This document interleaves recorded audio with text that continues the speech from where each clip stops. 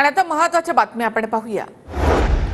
माशांपासून बनवलेली उत्पादनं स्वस्त होणार, अर्थसंकल्पामध्ये निर्मला सीतारामन यांची घोषणा।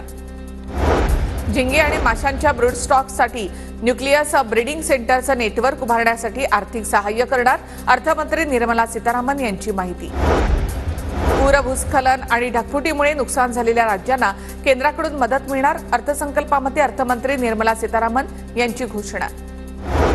अर्थसंकल्पामध्ये आदिवासी समुदायासाठी प्रधानमंत्री उन्नत ग्राम अभियान योजनेची घोषणा।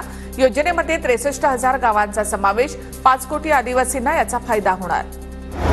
ग्रामीण भागाच्या विकासासाठी 2 लाख कोटींचा निधी, गावांमध्ये पोस्ट बँकेच्या 100 शाखा उभारणार, ग्रामीण भागाच्या विकासावर विशेष भर असेल। बिहारमधील रस्ते बांधणी करण्याकरता 26,000 कोटी, पाटणा पूर्णिया एक्सप्रेस वे बांधण्यात येणार।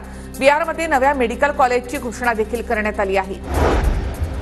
आंध्र प्रदेशला अतिरिक्त 15,000 कोटींचा निधी दिला जाईल। चेन्नई ते विशाखापट्टणम इंडस्ट्रियल कॉरिडॉर बांधण्यात येणार। पंतप्रधान ग्रामसडक योजनेच्या 4थ्या टप्प्याची घोषणा। देशभरातील 25,000 गावखेड्यांसाठी चांगल्या दर्जाचे रस्ते बनवणार। एमसीए अध्यक्षपदाच्या पोटनिवडणुकीसाठी मतदानाला सुरुवात। वानखेडे स्टेडियमवरील एमसीए लॉन्चमध्ये मतदान प्रक्रिया सुरू। अजिंक्य नाईक विरुद्ध संजय नाईक अशी लढत। राज्य मंत्रिमंडळ बैठकीमध्ये आशा सेविकांसाठी महत्त्वाचा निर्णय। ऑन ड्युटी असताना अपघाती मृत्यू झाल्यास कुटुंबियांना तात्काळ 10 लाखांची मदत, अपंगत्व आल्यास 5 लाखांची मदत। नवी मुंबईतील पनवेल आणि कामोठेमधील भाजप पदाधिकाऱ्यांचा ठाकरे गटामध्ये प्रवेश। मातोश्रीवर उद्धव ठाकरे यांच्या उपस्थितीमध्ये पक्षप्रवेश। पेपर लीकच्या पुराव्याशिवाय फेरपरीक्षेचा निर्णय देऊ शकत नाही। नीट यूजी परीक्षा पुन्हा होण्याची शक्यता कमी।